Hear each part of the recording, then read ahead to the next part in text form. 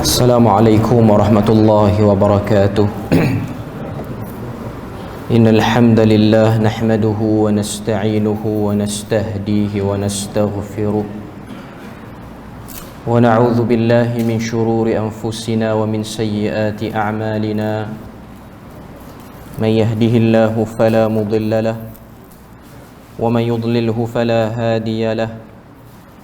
أشهد أن لا إله إلا الله وحده لا شريك له وأشهد أن محمدا عبده ورسوله. يا أيها الذين آمنوا اتقوا الله وقولوا قولا سديدا يصلح لكم أعمالكم ويغفر لكم ذنوبكم ومن يطع الله ورسوله فقد فاز فوزا عظيما. الحمد لله الذي بنعمته تتم الصالحات. ربنا آتنا من لدنك رحمة وهيئ لنا من أمرنا رشدا. اللهم آت نفسي تقواها وزكيها وأنت خير من زكاها أنت وليها ومولاها. Alhamdulillah, syukur pada Allah Azza wa Jalla kerana dengan rahmat dan juga limpah kurnia yang Allah Subhanahu wa taala berikan, dapat kita sama-sama berada dan berkumpul dalam majlis ilmu yang mulia pada malam ni. Dan insya-Allah malam ni kita akan menyambung perbahasan daripada kitab I'tiqad al-Imam Asy-Syafi'i rahimahullahu taala yang ditulis oleh Syekhul Islam Ali bin Ahmad Al-Hakkari rahimahullahu ta'ala, yang wafat pada tahun 486 Hijrah. Dan Alhamdulillah, kita punya kitab pada malam ni saya ada bawa lebih kurang 30 naskah. 15 saya letak dekat lelaki dan 15 saya letak dekat perempuan. Yang lelaki Alhamdulillah dah habis, yang perempuan muslimat saya tak pasti. Okay. Dan Alhamdulillah juga pada Allah Subhanahu wa taala, kita punya kitab yang dulu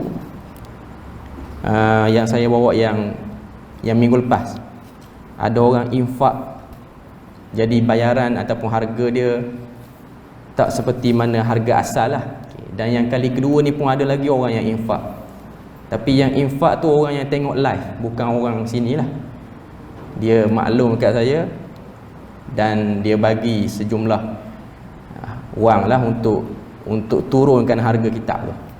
Orang daripada Besrah, Kuantan, yang maklum tu, yang tempat tu saya biasa kuliah, dan memang hari tertentu tu saya ada kuliah di situ sebelum saya pindah ke Perlis. Jadi dia orang ikut melalui live. Saya tak pasti sama ada dia orang tayang di surau dia orang, tak pasti. Tapi itu sebahagian pada rezeki yang Tuhan nak bagi, jadi rezeki pada tuan-tuan lah. Jadi kali kedua, jadi bilangan kita kekalkan dengan harga lama dengan bilangan naskah yang ada pada malam ni. Tak pastilah kalau ada lagi yang nak infak lagi lepas pada ni, wallahu alam lah. Alhamdulillah, syukur pada Allah, Allah Ta'ala mudahkan banyak urusan. Malam ni insya-Allah kita akan sambung pada muka surat yang ke-19 lagi, iaitu masih lagi di bawah bab puji-pujian Al-Imam Asy-Syafi'i kepada Allah Azza wa Jalla, Tahmidus Syafi'i. Muka surat 19 kita dah bahas sanad kitab tu. Muka surat 19, terjemahan dia muka surat 18. Dan sebelum pada kita masuk bahas perenggan yang kedua, kalau muka surat 19 tu perenggan yang kedua, alhamdulillahillazi la yu'adda syukru ni'matin min ni'amihi illa bi ni'matin minhu. Sebelum pada nak bahas, saya nak sebut sekali lagi tentang status penulis kitab kita ni, iaitu Abul Hasan Ali bin Ahmad bin Yusuf As-Sufyani Al-Hakkari, yang wafat pada tahun 486 Hijrah ni. Yang mana kalau kita tengok, kita dah sebut sebelum ni lah, kita dah sebut, dan benda ni pun dah kita lalu pada muka surat yang ke-7 sebelum ni, iaitu status beliau dari segi periwayatan hadis. Yang mana kita boleh tengok muka surat ke-7 Ibn Al-Najjar. Dia kata beliau mendengar banyak riwayat hadis dan bermusafir deminya serta menyusun beberapa buah kitab sunnah. Kata Ibn An-Najjar lagi, kebanyakan hadis yang diriwayatkannya adalah gharib dan mungkar. Jadi ini apa yang disebut dan dinilai oleh para ulama hadis tentang hadis yang diriwayatkan oleh penulis kitab kita ni, iaitu Syekhul Islam Ahmad Ali bin Ahmad Al-Hakkari. Saya dah sebut sebelum ni, dia punya periwayatan dalam bab hadis ni memang ada sedikit kritikan di kalangan para ulama, tapi dia taklah dikritik sampai pada tahap yang teruk. Memang tak dinafikan. Saya sebut benda ni sekali lagi sebab apa? Sebab live sebelum ni ada orang petikai tentang kedudukan dia ni. Tak dinafikan, memang dia ada problem dalam bidang hadis. Dan saya pun dah sebut. Tapi kita kena tahu, riwayat yang dia bawa ini ada sokongan daripada riwayat para ulama lain yang lagi hebat pada dia. Antaranya ialah Al-Imam Ibn Abi Hatim, seorang jagoan dalam bidang hadis yang wafat pada tahun 327 Hijrah, lagi awal pada dia ni lah. Apa yang dia riwayat Al-Imam Ibn Abi Hatim sama dengan apa yang diriwayat dalam kitab yang nak kita baca ni. Jadi Al-Imam Al-Hakkari dalam periwayatan hadis lain memang dia ada problem, tapi untuk riwayat ini, iaitu riwayat akidah Al-Imam Asy-Syafi'i ini, ada beberapa tokoh lain yang meriwayatkan dengan bunyi yang sama, isi kandungannya pun sama. Jadi mustahil orang-orang seperti ini dia nak berpakat untuk palsukan kandungan ni. Sebab dia berbeza tahun.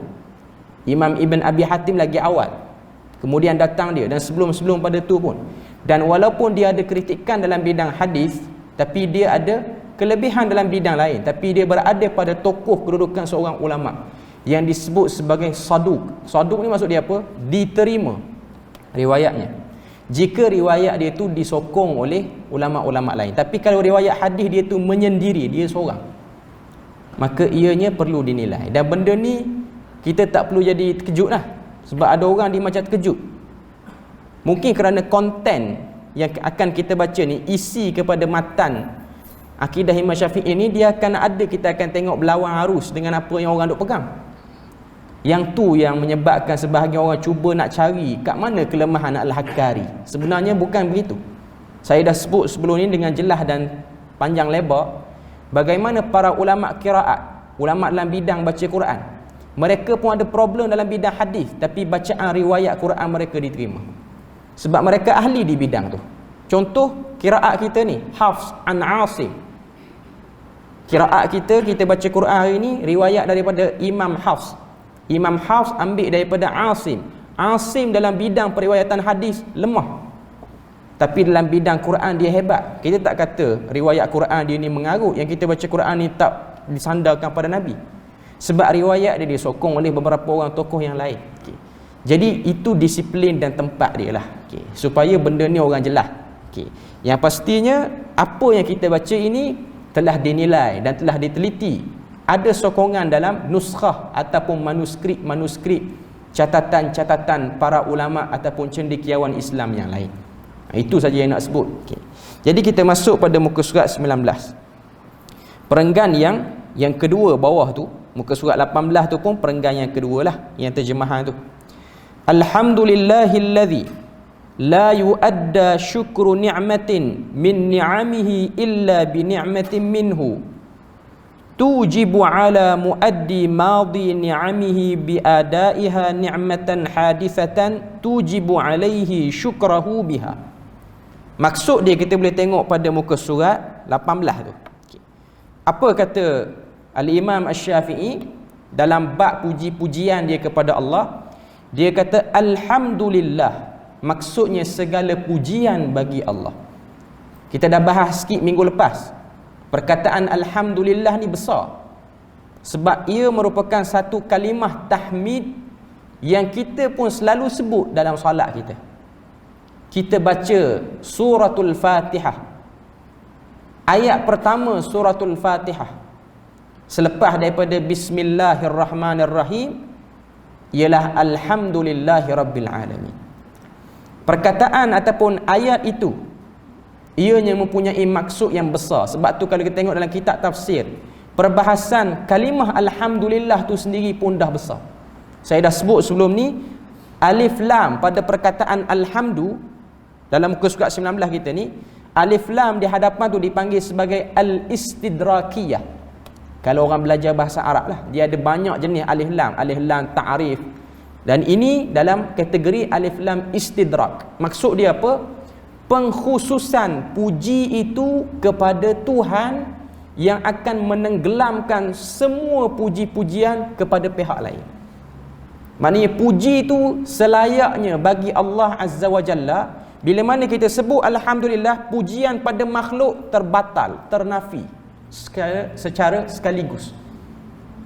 Maknanya kita nak sebut hebatnya, besarnya Tuhan ni, terlalu agung. Perkataan alhamdulillah ni pun belum mampu lagi untuk gambarkan apa yang Tuhan beri pada kita. Jadi alif lam tu dipanggil al-istidrak, iaitu alif lam yang menguasai dan menenggelamkan perkataan yang nak dimaksudkan itu, iaitu pujian. Sebab alif lam tu dia bergabung dengan hamdu, ianya ialah pujian. Sebab dalam bahasa Arab ada lagi perkataan lain yang sama makna dengan puji, iaitu al-madhu. Al-madhu maksud dia puji. Fulanun yamdahu fulan, satu orang memuji satu orang. Tapi perkataan al-madhu dia tak kuat nak letak pada Tuhan. Perkataan puji yang paling tinggi sekali dalam bahasa Arab ialah hamida, paling tinggi. Tapi nak sandar pada Tuhan, kalau ada perkataan lebih tinggi, kita akan letak perkataan tu sini. Tapi tidak ada dah perkataan yang lebih tinggi untuk bahasa Arab melainkan hamida ataupun hamdu. Lillah, segala puji bagi Allah. Lillah itu ataupun lafzul jalalah situ dia panggil al-istihqaq. Al-istihqaq maksudnya menjelaskan. Nak jelas kepada siapa? Nak jelas puji ni pada Allah, tak ada kepada yang lain. Allazi la yuadda syukru ni'matin min ni'amihi illa bi ni'matin minhu. Maksudnya Tuhan yang tidak mungkin disyukuri walaupun satu nikmatnya, melainkan setelah dikurniakan nikmat untuk mensyukurinya. Perkataan ataupun opening puji-pujian yang Imam Syafi'i tulis ni besar. Dia nak sebut pada kita apa? Segala puji bagi Tuhan yang tidak mungkin kita boleh syukur terhadap nikmatnya, melainkan dia, Allah Ta'ala tu beri pada kita nikmat sehingga kita pandai puji dia dan syukur atas nikmat dia. Tuan-tuan boleh faham apa yang saya nak sebut ni? Maknanya kita ni, kita boleh sebut alhamdulillah, itu pun ialah daripada nikmat dia. Kita tak boleh nak puji Tuhan tanpa guna nikmat dia. Sebab lidah kita bercakap ni pun nikmat dia.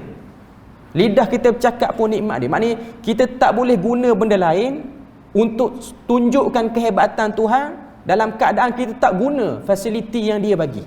Mesti kena guna. Nak sebut pada kita apa? Tuhan ni dia terlalu baik. Dia Ar-Rahman kepada semua hamba-Nya. Kerana dialah kita pandai sebut alhamdulillah. Kerana dialah yang memberikan kekuatan pada lidah kita yang ada dalam mulut kita ni, sehingga kita boleh sebut alhamdulillah. Itu pun nikmat. Maknanya setiap kali kita nak buat, kita akan berada nikmat dalam nikmatnya. Sebab tu ada ayat Quran Allah Ta'ala sebut, wa in ta'uddu ni'matallah la tuhsuha. Sekiranya kamu ingin membilang nikmat Allah, la tuhsuha, kamu tak akan dapat bilang. 2 kali ayat tu diulang dalam Quran, 2 tempat dalam Quran. Tuhan pun guna perkataan yang cukup jelas nak beritahu nikmat dia banyak.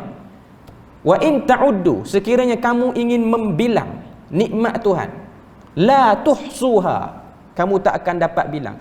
Kalau orang yang belajar bahasa Arab, dia akan nampak perkataan ataupun ayat ni cukup besar nak tunjuk pada kita nikmat Tuhan cukup banyak. Mula-mula Tuhan kata wa in ta'uddu ni'matallah, sekiranya kamu ingin membilang. Adda ya'uddu maksudnya bilang. Bilang macam mana? 1, 2, 3, bilang lagu tu. Boleh bilang satu-satu. Okay. Allah Ta'ala kata la tuhsuha. Allah Ta'ala tak kata la ta'udduha. Allah Ta'ala kata la tuhsuha, tak akan dapat bilang. Sebab apa? Nikmat tu sendiri, jenis dia memang bukan jenis boleh bilang. Tak boleh bilang. Dia terlalu banyak. macam pasir di tepi pantai. Tak boleh bilang sebiji demi sebiji, tak boleh. Sebab kita memang penuh dengan nikmat dia. Kita duduk dengan nikmat dia. Kita sekarang ni duduk masjid dengan nikmat dia. Lintasan hati pun kerana nikmat dia. Bergerak, berjalan, berhenti, makan, minum, semua duduk dalam lipatan dan juga selimut nikmatnya. Tak dapat kita keluar melainkan kita berada dalam nikmatnya. Okay. Jadi kata Imam Syafi'i, antara nikmat yang terbesar sini ialah lidah pandai sebut syukur pada Tuhan. Itu nikmat paling besar. Okay. Kemudian kata Al-Imam Syafi'i, tujibu ala muaddi madhi ni'amihi bi adaiha ni'matan hadithatan tujibu alaihi syukrahu biha. Apa maksud dia situ? Nikmat yang telah melayakkan orang-orang terdahulu meraih nikmat lain yang wajib disyukuri. Apa maksud dia sini? Kita tengok sikit. Nota kaki muka surat 18 tu, nota pentarjemah nombor 2 tu. Okay. Dia sebut situ, nota daripada pentarjemah. Maknanya ni bukan nota daripada penulis kitab yang terjemah kitab ni. Dia kata, nota nombor 2 muka surat 18 tu, nikmat lain di sini juga bermaksud taufik dan dorongan daripada Allah. Demikianlah keadaan seorang hamba yang tidak mungkin mampu mensyukuri mana-mana nikmat kurniaan Allah dengan sebenar-benar kesyukuran, memadai jika dia sedar bahawa setiap kali dia memperoleh nikmat daripada Allah, dia wajib mensyukurinya. Syukurnya itu merupakan nikmat baru daripada Allah yang mesti disyukuri, dan syukurnya atas kesyukuran tadi juga menuntut kesyukuran. Berapa kali syukur situ, faham tak tahulah. Okey. Saya nak bagi terang, bagi mudah sini. Dalam Quran Allah Ta'ala sebut wa qalilum min ibadiyasy syakur, dan sedikit daripada kalangan hamba aku ni yang pandai bersyukur. Tuhan kata. Ini Quran sebut. Tabiat manusia, mereka ni payah nak bersyukur walaupun dapat dah nikmat banyak. Okay. Dalam ayat lain Allah Ta'ala sebut la in syakartum la azidannakum. Ini ayat yang kita biasa dengar. Wa la in kafartum inna azabi lasyadid. Sekiranya kamu bersyukur, kami tambah. Okey. Tambah situ nikmat apa? Iaitu nikmat taufik. Mulut ni jadi sedar, jadi ringan nak sebut alhamdulillah. Jiwa, hati kita ni jadi sedar, rasa kita ni terima nikmat Tuhan. Sebab kita kena tahu, semua makhluk atas dunia ni Allah Ta'ala sebut dalam Quran, wa ma min dabbatin fil ardi illa 'ala Allahi rizquha. Tidak ada satu makhluk yang berada atas muka bumi ni, sama ada makhluk tu boleh tengok dengan panca indera kita, ataupun makhluk yang kecil macam mikroorganism yang kecil tu kena tengok dengan apa benda lah, alat-alat dia tu, alat-alat nak bagi tengok makhluk ke bakteria ke apa, semua sekali tu dapat rezeki pada Allah Azza wa Jalla. Beza kita dengan makhluk lain ataupun dengan orang yang tak ada agama, kita ni sedar kita sedang terima nikmat pada Tuhan. Itu beza kita. Okay. Saya dah sebut sebelum ni. Sebab apa Imam Syafi'i dia start lagu ni? Dia nak lawan kumpulan Murji'ah. Dia nak lawan fahaman al-irja'. Yang mana fahaman ini ialah fahaman yang menyebutkan tentang Tuhan ni dia buat aja, manusia yang pilih untuk nak ambil ataupun tak nak ambil apa yang dia buat. Itu fahaman Murji'ah. Murji'ah ni dia kata Tuhan ni dia sediakan semua fasiliti untuk makhluknya. Dan semua lintasan-lintasan hati dia sedia, Tuhan sedia. Cuma Tuhan ni dia tak ada kuasa untuk menjadikan makhluk dia nak pilih yang mana. Kuasa tu ada pada makhluk tu sendiri. Contoh kita datang masjid dengan tak datang masjid, itu ialah daripada kita sendiri, bukan daripada taufik Allah Ta'ala. Itu fahaman Murji'ah.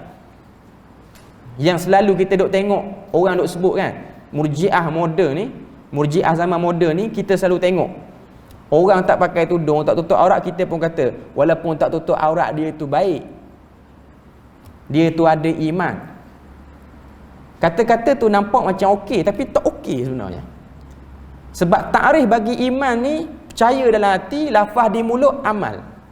Sekarang ni dia mungkin percaya dalam hati, dia percayalah kita Muslim kena ikut perintah Tuhan, tapi dia tak ikut lah. Ataupun orang selalu buat contoh, walaupun mulut dia tu teruk, suka maki orang, dia okey, dia beriman. Itu Murji'ah. Itu Murji'ah, walaupun dia tak lagi sampai Murji'ah zaman sahabat tu, Murji'ah yang teruk tu. Cuma dia ada orang kata apa, bias-bias, bibit-bibit Murji'ah sikit-sikit. Sebab orang yang ada iman yang betul, dia akan rasa nak ikut perintah Tuhan. Kalau dia tak ikut perintah Tuhan, iman dia tu ada problem. Sebab golongan Murji'ah mereka percaya iman tak naik tak turun, dia statik. Kecuali ahli sunnah. Ahli sunnah percaya, kita semua ni percaya iman ni dia akan meningkat dan dia akan turun. Meningkat macam mana? Buat amal kebaikan dia meningkat, buat maksiat banyak dia turun.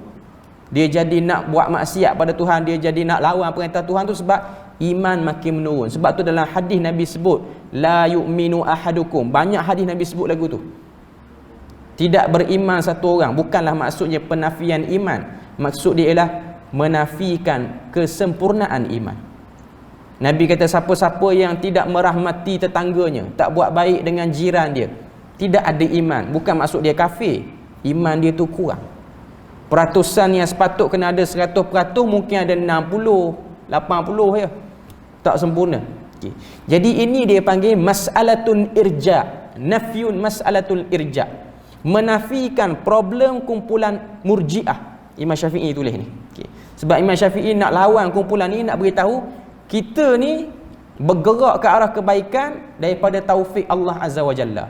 Bergerak ke arah keburukan kerana kita tak pandai kawal hawa nafsu dan ikut bisikan syaitan.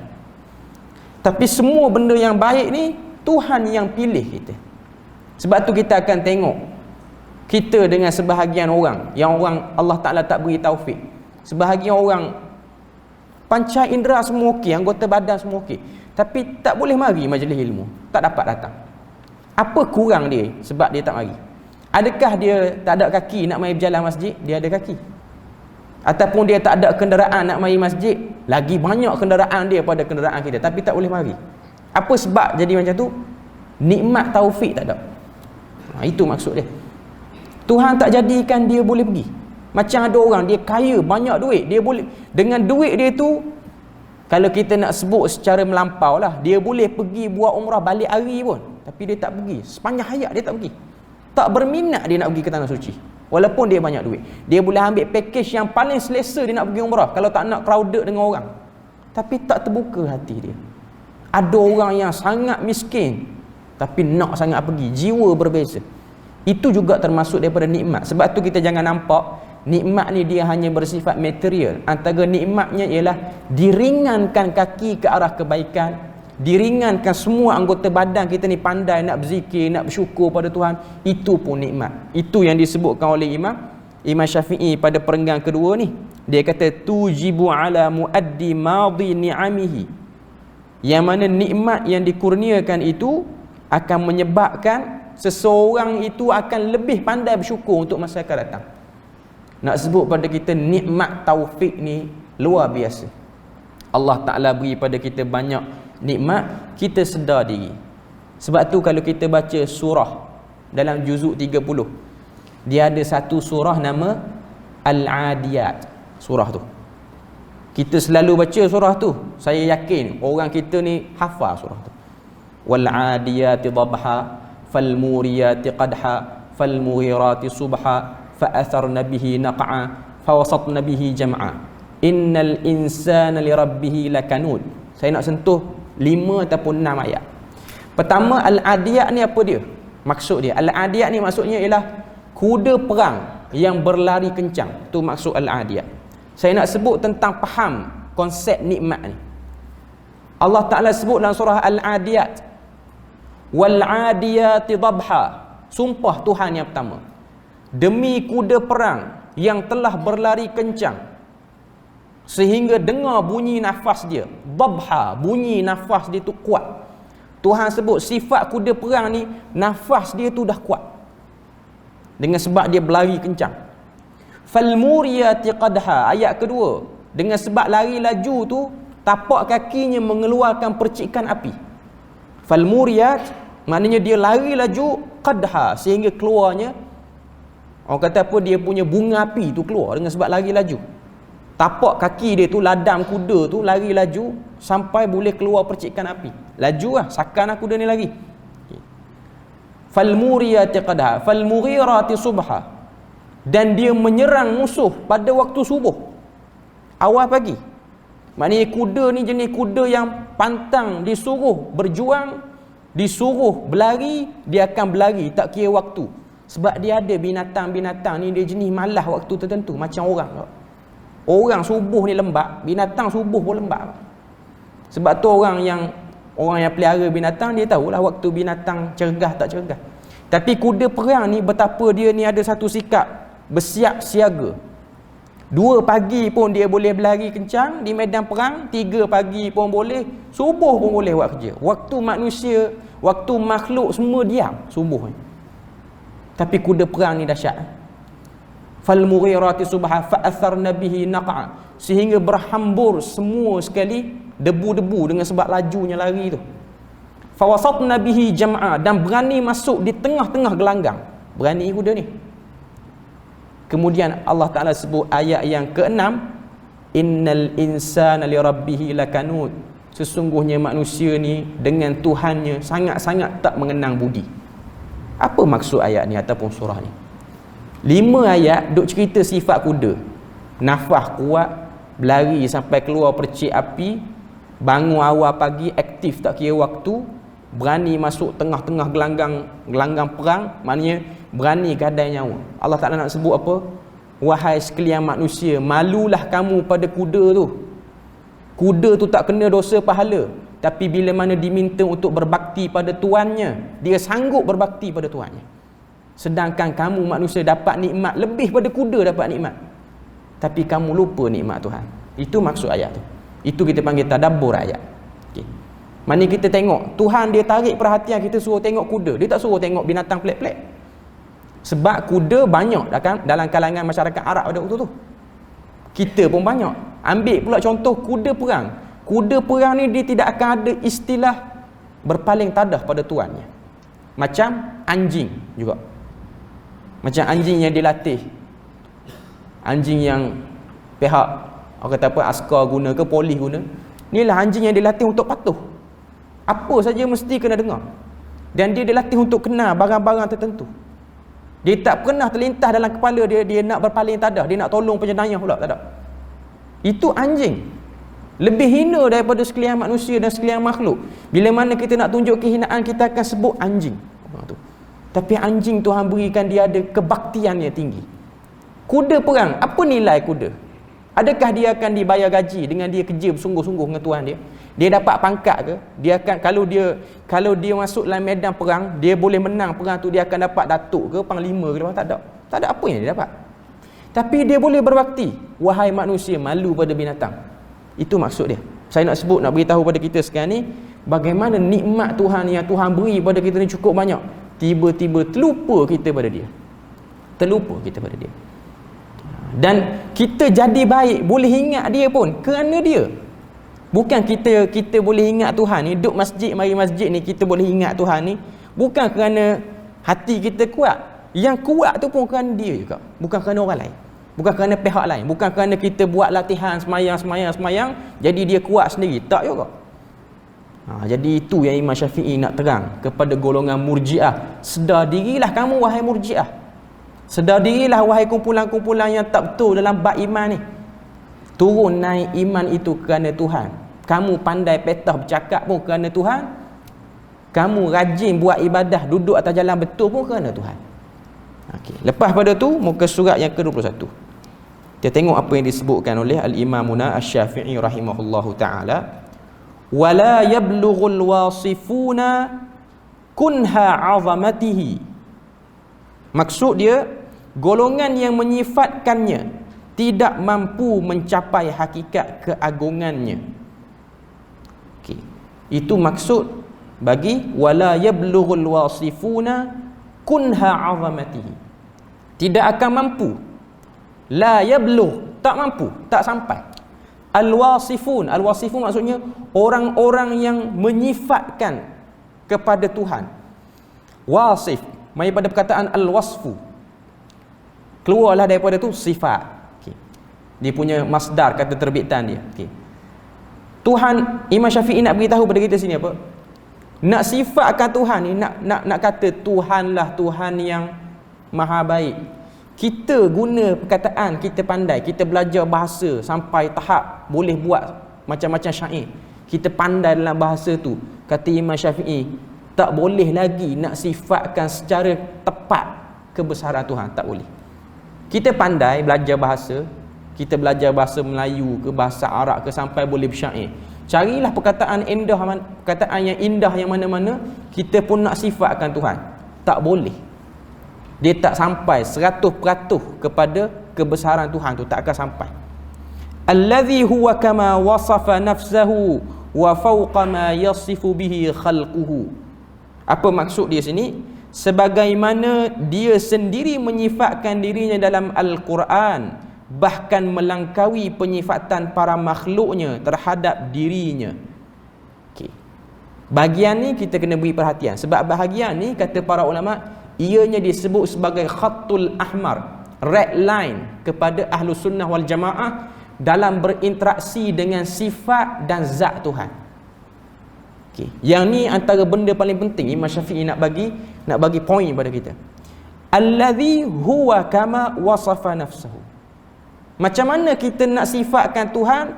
Kita hanya boleh sifatkan Tuhan seperti mana yang dia sendiri sifatkan diri dia. Dia sebut tentang diri dia macam mana, kita kena sebut macam tu. Dan itulah lafaz tertinggi. Contoh, Bismillahirrahmanirrahim, bahagian daripada ayat Quran. Allah Ta'ala suruh kita sebut, Nabi pun ajar kita sebut, aku menyebut dengan nama Tuhan yang maha pemurah lagi maha penyayang. Tuhan yang sifatkan dia tu Ar-Rahman Ar-Rahim. Paling tinggi tu, tak boleh pergi lebih daripada tu dah. Sebab itu Tuhan sendiri yang sebut. Contoh lain, Qul huwallahu ahad. Katakanlah Allah itu Ahad, Esa. Paling tinggi. Sebab itu firman Tuhan, tu kalam Tuhan. Tuhan sendiri sebut diri dia macam mana. Dia sebut dalam banyak ayat, dia kata innallaha huwal ghafurur rahim. Allah Ta'ala itu maha pengampun, maha penyayang. Dia sebut diri dia. Jadi kita sebagai makhluk ni, sebagai hamba, kita sebut macam dia sebut. Kemudian kata Imam Syafi'i, wa fawqa ma yasifu bihi khalquhu, dan apa yang dah Tuhan sifatkan pada dirinya, ianya paling tinggi berbanding apa yang telah disifatkan oleh makhluk-makhluknya. Maknanya makhluk nak sifatkan Tuhan macam mana? Nak sifatkan Tuhan dengan macam ni, tapi yang pasti Tuhan itu ianya paling tinggi dengan ayat yang dia sebut tentang dirinya. Maknanya kita nak kenal Tuhan macam mana? Kena kenal melalui ayat-ayatnya, firman-firmannya, iaitu dalam Al-Quran, ataupun melalui Rasulnya dan Nabinya. Dan Rasul dan Nabi kita ni umat akhir zaman ialah Nabi Muhammad. Dialah pihak yang ataupun orang yang paling berhak untuk menceritakan Tuhan pada kita. Dan tanggungjawab seorang Nabi ni, dia cerita tentang diri Tuhan secara jelas. Dia tak akan cerita sehingga kita jadi pening. Itu bukan tugas seorang Nabi. Seorang Nabi ni dia akan cerita bagi jelas, sehingga kita umat akhir zaman ni tak akan jadi macam payah nak faham, ataupun kita macam kena takwil ni yang ni. Sebab Nabi sebut ni macam tergantung. Jadi itu bukan mari pada Nabi. Nak sebut pada kita, itu cara dia. Okay.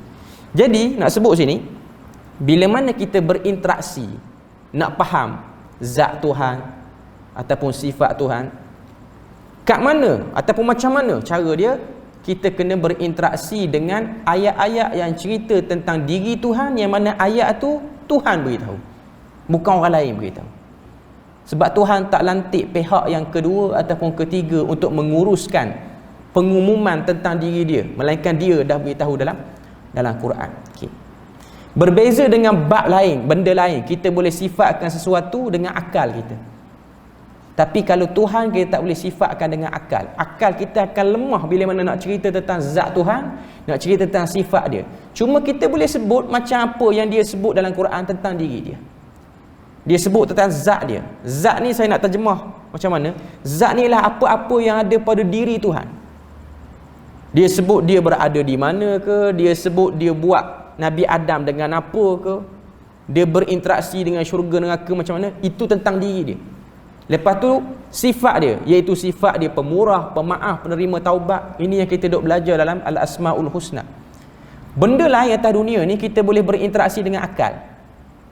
Sifat-sifat makhluk ni kita boleh berinteraksi dengan akal. Saya beri contoh pada tuan-tuan. Orang nak beritahu pada kita tentang masam. Maknanya ada satu orang mari dekat kita beritahu, makanan yang kita makan tadi tu masam. Andaikan kita ni jahil, masam tu macam mana? Masam kita tak tahu. Jadi orang tu dia nak faham kita, kata masam ni macam sos tomato kot masam. Dia sifatkan masam tu macam sos tomato.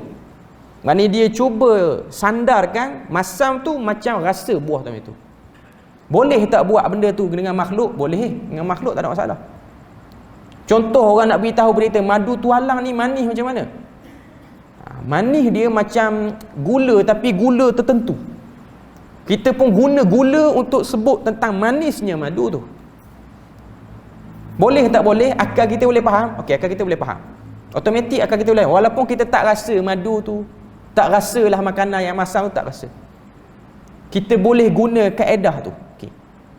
Dan yang kedua, kita guna panca indera kita. Sebab tu akal manusia ni, dia nak faham satu benda dua cara. Pertama, dia guna panca indera dia. Contoh, dia nak tahu macam mana rasa pahitnya sayur ni. Dia pergi rasa sayur tu. Dia ada duit, dia pergi beli. Orang beritahu pada kita, okey, ikan patin kawasan ni sedap. Macam mana nak yakin benda tu sedap? Pergi lah kawasan tu, beli. Itu cara pertama. Cara kedua, dia panggil al-qiyas. Ni bukan qiyas dalam ilmu fiqh. Qiyas maknanya sandar sesuatu tu dengan benda lain. Macam saya buat contoh tadi lah. Maknanya orang nak beritahu sejuk perlih ni panas macam mana? Panas macam kita pergi buat umrah Arab Saudi tu. Lebih kurang, mungkin lebih sikit ataupun kurang sikit, tapi akal boleh faham. Nak beritahu pada kita apa? Bila mana satu-satu benda tu kita nak faham sifatnya, akal kita akan guna kaedah kita pergi kat tempat tu, ataupun kita rasa benda tu, ataupun kita dengar cerita pada orang, orang tu pun dia terang kat kita dengan cara dia sandarkan dengan benda lain. Nak beritahu macam mana cantiknya kawasan ni, kita pun cerita cantik dia macam kawasan ni. Tapi untuk Tuhan dia tak boleh guna kaedah tu. Itu benda kita kena tahu dulu. Makhluk kita boleh cerita, okey, macam mana belalai gajah ni macam ni. Tapi untuk Tuhan, kalau kita bertemu dengan ayat-ayat, contoh yadullah fauqa aidihim, tangan Tuhan di atas tangan-tangan kamu semua. Sampai ke ayat ni nak beri faham tangan Tuhan macam mana, nak guna qiyas, lebih kurang tangan kita. Tak boleh, jadi kufur pula. Lepas tu nak guna kaedah apa? Tak ada kaedah untuk bab ni. Sebab kaedah dia ialah kita terima seperti mana yang diberitahu oleh dia. Kita semua setuju ayat tu ayat Quran. Kita tak kata ayat tu ayat kitab lain. Dan kita pun ada satu kefahaman orang Islam, ayat Quran ni ialah kalam Tuhan. Melainkan kita Khawarij ke Mu'tazilah ke percaya Quran tu makhluk. Mana orang boleh hejah ke ataupun kataan tu macam-macam. Okay. Nak beritahu kepada kita kaedah yang paling selamat untuk berinteraksi dengan ayat sifat, ayat zat Tuhan ni ialah amiruha bila kaif. Itu yang disebutkan oleh para ulama. Baca ayat tu lalu saja. Saya bukan nak buka kontroversi apa semua, cuma nak beritahu kaedah asal para ulama. Maknanya kalau baca ayat Quran, Ar-Rahman 'alal 'arsy istawa, Tuhan itu berada di atas arasy. Itu terjemahan bagi bahasa tu. Tak ada dah terjemahan lain. Saya tahu benda tu akan ada orang takwil apa semua. Cuma nak sebut dari segi kaedah asal. Bila mana jumpa ayat tu, macam mana sahabat buat, macam mana para ulama yang kurang awal buat, dia baca, lepas tu dia lalu. Sebab dia tahu benda tu tak boleh nak terjemah. Cuma bila mana orang Islam makin bertambah, orang Islam bukan hanya orang Arab. Sebab Quran ni bahasa Arab, orang Islam dah mulai masuk bangsa lain dah yang masuk Islam. Jadi ia perlukan sedikit elaboration ataupun penerangan. Sebab tu keluar kumpulan yang takwil, keluar kumpulan yang cuba nak beri faham, jangan faham dengan faham zahir ayat. Kita malam ni bukan kita nak bincang kumpulan ni betul, kumpulan ni salah. Saya nak sebut macam mana benda tu bergerak makin luas, dan kadang-kadang dia membuka pintu-pintu baru pula, iaitu pintu faham cara baru. Okay. Yang pastinya ayat-ayat macam tu yang kita sebut sebagai ayat mutasyabihat. Ayat-ayat yang perkataan yang Tuhan guna tu, benda tu ada pada makhluk. Tangan, kaki, betis, ni benda-benda ni kita pun dah ada benda tu. Tiba-tiba Tuhan kata dia pun macam ada benda tu.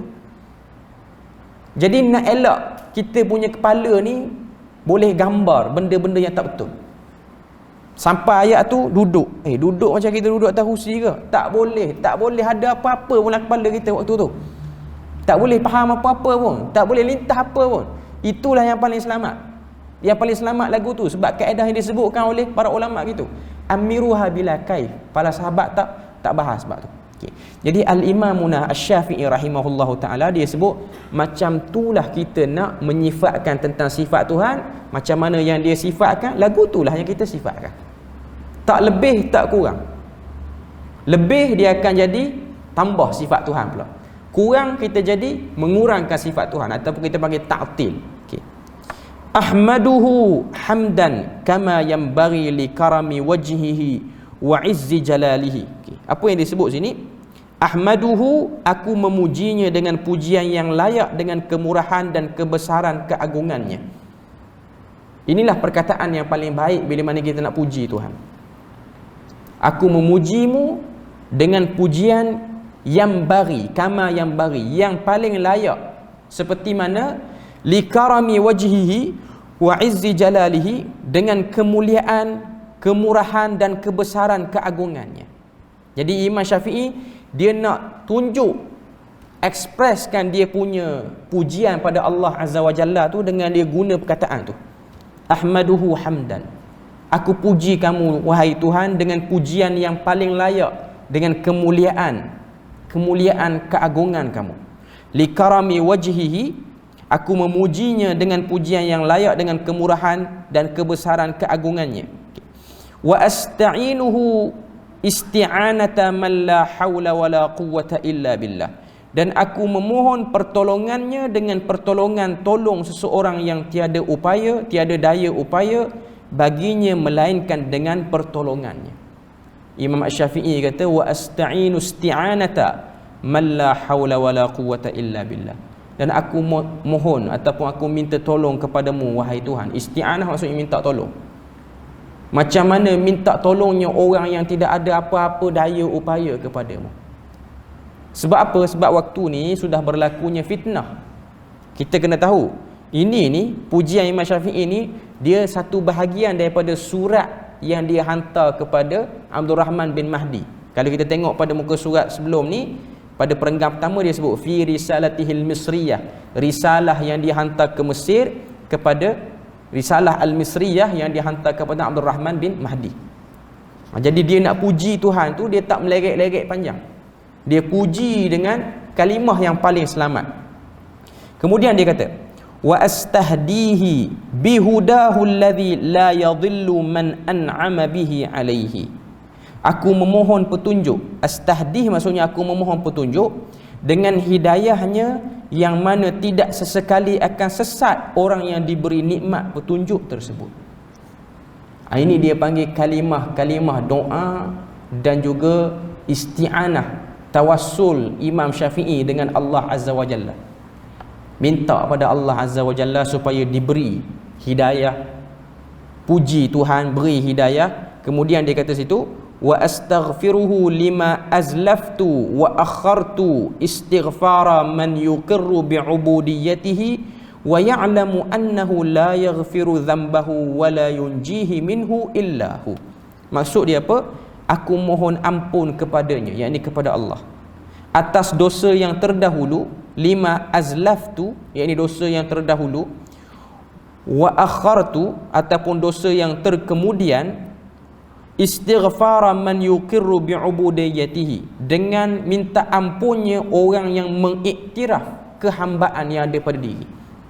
Wa ya'lamu, dan aku mengetahui, annahu la yaghfiru dhanbahu, dan aku mengetahui tidak ada yang dapat mengampunkan dosa, wala yunjihi, dan menyelamatkan aku daripada azabnya, minhu illahu, kecuali kamu ya Allah. Okay. Jadi ni lafaz pujian Imam Asy-Syafi'i dan lafaz-lafaz kerendahan. Kerendahan tawaduknya kita sebagai seorang hamba minta kepada Allah Ta'ala. Jadi kita ni sebelum daripada kita nak bercakap, contoh nak bercakap dalam bab ilmu apa semua ni, kita bercakap guna cara ni.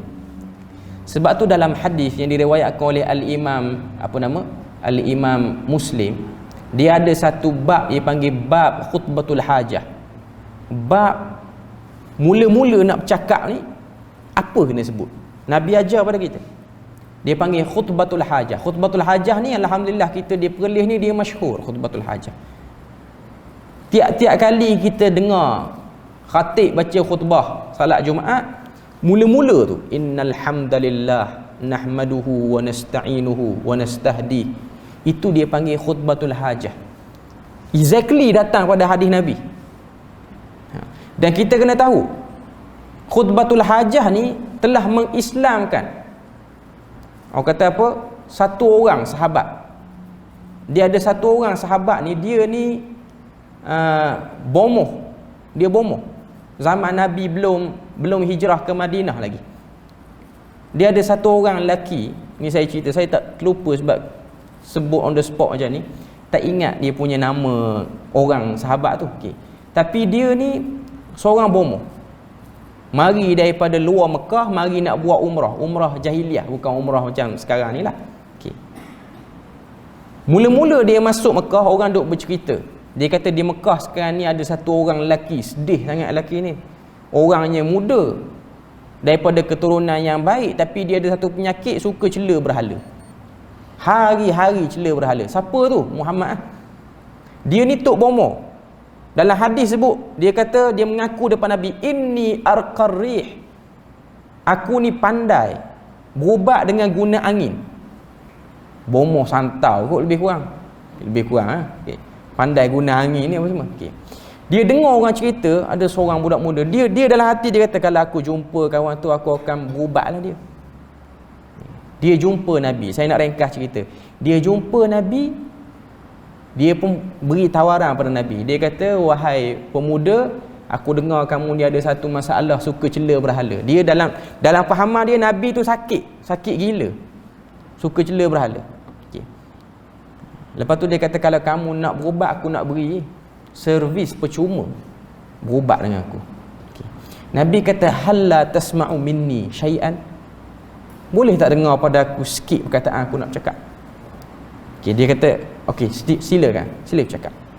Nabi pun bercakap, innal hamdalillah nahmaduhu wa nasta'inuhu wa nastahdihi wa nastaghfiruh, sampai dekat mana? Wa ashhadu anna Muhammadan abduhu wa rasuluh. Sampai situ. Ni ayat opening, ustaz-ustaz nak kuliah pakai ayat ni, khutbah Jumaat pakai ayat ni. Okay. Jadi dia pun kata pada Nabi, boleh tak kamu ulang sekali lagi daripada awal balik ayat tadi? Nabi pun ulang, innal hamdalillah, sampai dekat wa asyhadu anna Muhammadan abduhu wa rasuluh. Lepas tu dia pun kata, ulang sekali lagi, 3 kali ulang. Okay. Bila mana 3 kali ulang, dia pun kata, aku ni dah dengar macam-macam mantra sihir, aku dah dengar. Aku pun biasa dengar syair-syair yang hebat, tapi aku tak pernah dengar perkataan yang sehebat ni. Tu bukan ayat Quran pun, baru hadis tu, baru opening baru. Okay. Dia pun, saya ringkas cerita, dia hulur tangan dekat Nabi, dia kata, aku nak bai'ah masuk Islam kerana perkataan tu sahaja. Dalam khutbatul hajah ni, dia ada isti'anah dan juga istighfar, minta pada Allah Ta'ala beri hidayah pada orang dan jauh kita daripada sesat, dan kita minta ampun pada Tuhan. Dia bukan ayat Quran. Okay.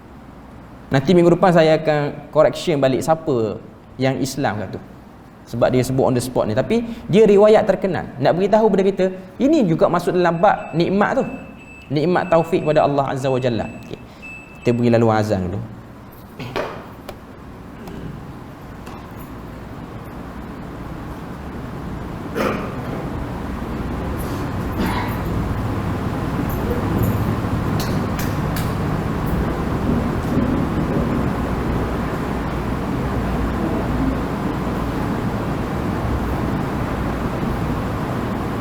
Allahu Akbar, Allahu Akbar,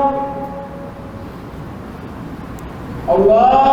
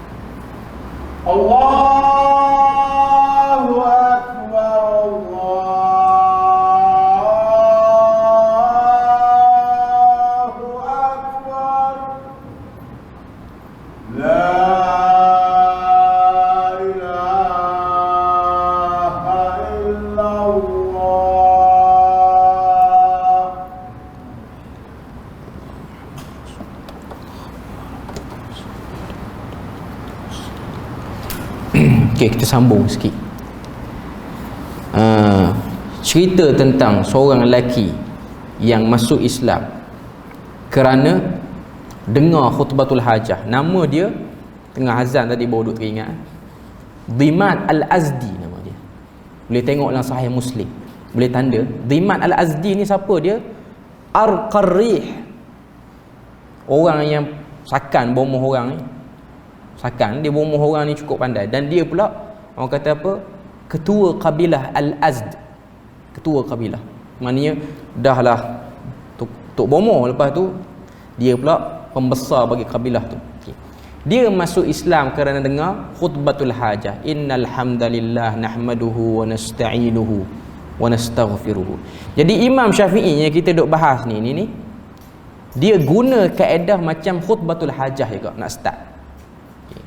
Sebab tu kalau tengok pada muka surat yang ke-19 tadi, dia start alhamdulillah, tapi dia tak guna secara exactly samalah. Innal hamdalillah nahmaduhu wa nasta'inuhu wa nastahdihi wa nastaghfiruh wa na'udzu billahi min syururi anfusina. Kerana khutbatul hajah ini telah masuk Islamnya seorang lelaki nama Dhimat Al-Azdi, dengar daripada Nabi sampai minta ulang 3 kali. Minta ulang sampai 3 kali, akhirnya hulur tangan bai'ah dengan Nabi nak masuk Islam.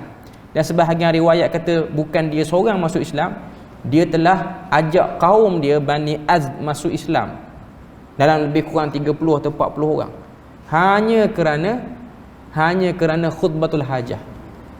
Dia tak dengar ayat Quran pun. Okay. Jadi penting untuk kita mulakan tulisan ke ataupun percakapan, yang contohnya percakapan yang ada manfaat lah, kita start dengan khutbatul hajah. Orang yang nak kuliah ke, orang yang nak khutbah ke. Tapi kalau nak pergi beli nasi lemak, tak perlulah khutbatul hajah. Nak beritahu nasi lemak 2 bungkus tu, start dengan innal hamdulillah dulu, tak perlu. Cuma nak beritahu pada kita perkataan yang ada manfaat. Dia satu benda. Bahkan sebahagian para ulama masukkan dia adalah perkataan yang kalau kita sebut qasdan, dengan niat untuk kita, orang kata apa, mengambil berkat pada hadis Nabi, dia boleh menyebabkan itu bahagian pada zikir yang ada pahala. Ini saja-saja sebut. Bukan kita nak khutbah kat orang pun, tapi kita duduk saja-saja kita sebut. Sebab tu kalau kita buka buku kita ni, walaupun kita nak baca tengah, tapi buka yang depan, bahagian permulaan ni, bahagian orang kata apa, pujian dan wasiat ni. Nak bagi faham, sebab dalam ni Al-Imam Asy-Syafi'i dia letak beberapa benda yang utama. Pertama, nak sedar diri kita ni duduk dalam nikmat Tuhan. Kalau kita tengok teknik Imam Syafi'i ni, dia macam nak start, macam nak tiru surah Fatihah pun ada. Sebab kau tengok surah Fatihah ni apa je punya kandungan ni? Alhamdulillahirabbil alamin, Ar-Rahmanir-Rahim, Maliki Yaumiddin, Iyyaka na'budu wa iyyaka nasta'in, Ihdinas siratal mustaqim. Beberapa ayat puji Tuhan, lepas tu minta hidayah. Dalam muka surat 21 ni pun ada ayat wa astahdihi bihudahu alladhi la yadhillu man an'ama bihi alaihi. Jadi dia menjadi orang kata apa, macam penerangan awal nak beritahu apa yang aku nak beritahu dalam semua isi risalah ni. Cuma yang paling penting dalam muka surat 21 tu yang saya beritahu tadi itulah, iaitu allazi huwa kama wasafa nafsahu wa fawqa ma yasifu bihi khalquhu. Hak tu yang paling penting. Imam Syafi'i nak beritahu macam mana nak berinteraksi dengan zat Tuhan dan sifat Tuhan. Kita hanya boleh sifatkan sifat Tuhan ni macam yang dia beritahu. Macam yang kita fikir, macam yang orang lain tolong beri idea untuk bagi faham, tak akan boleh sama dengan apa yang dia sebut. Jadi itu gambaran kepada semua isi kitab kita ni, nak beritahu Imam Syafi'i nak cerita pada kita bila mana jumpa ayat cerita tentang sifat Tuhan, macam mana kita nak berinteraksi, nak faham ayat tu, kaedah dia macam mana. Itu bagi kesemua apa yang ada dalam ni. Okay. Jadi alhamdulillah kita habiskan sikit bacaan bawah tu. Wa asyhadu an la ilaha illallah wahdahu la syarikalah wa asyhadu wa anna Muhammadan abduhu wa rasuluhu. Dan aku bersaksi tiada Tuhan yang berhak disembah melainkan Allah yang esa dan tidak layak disyirikkan dengannya sesuatu pun, wa anna Muhammadan abduhu wa rasuluhu. Dan sesungguhnya Nabi Muhammad itulah hambanya dan rasulnya. Alhamdulillah kita selesai untuk pujian Imam Asy-Syafi'i. Okey, jadi malam ni saya tak nak baca banyak-banyak sangat. Kita nak baca gitulah satu muka surat demi satu muka surat untuk sekali kuliah ni. Okey. Jadi kita berpada situ je lah untuk malam ni. InsyaAllah minggu depan kita akan masuk muka surat yang ke-25 dan juga 24, wasiat Imam Syafi'i ketika menjelang wafat. Dalam ni pun banyak poin-poin penting. Okay. Jadi setakat itu saja kita punya kuliah pada malam ni. Moga Allah Ta'ala beri berkat dan juga manfaat bila mana keberadaan kita dalam majlis ni. Subhanakallahumma wa bihamdik, asyhadu an la ilaha illa anta wa astaghfiruka wa atubu ilaik. Wassalamualaikum warahmatullahi wabarakatuh.